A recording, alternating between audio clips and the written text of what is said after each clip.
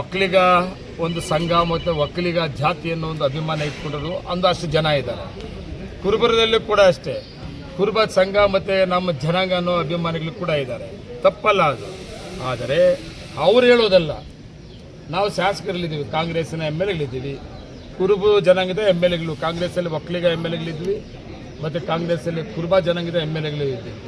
ನಾವೆಲ್ಲಿ ಯಾರೂ ಕೂಡ ನಾವು ಜಾತಿ ಅಂತ ಹೇಳ್ಕೊಂಡು ಹೋಗ್ತಾರೆ. ನಮ್ಮ ಜಾತಿ ಅದು ಕಾಂಗ್ರೆಸ್ ಪಾರ್ಟಿ ಹೈಕಮಾಂಡ್. ಸಿದ್ದರಾಮಯ್ಯವ್ರ ಮುಖ್ಯಮಂತ್ರಿ ಮುಂದುವರಿಬೇಕಂದ್ರೆ ನಾನು ಒಬ್ಬ ಒಕ್ಕಲಿಗ ಶಾಸಕನಾಗಿ ನಾನು ವಿರೋಧ ಮಾಡಲ್ಲ, ಅದು ಸಕ್ತ ಬಯಸ ನಮ್ಮ ಹೈಕಮಾಂಡ್.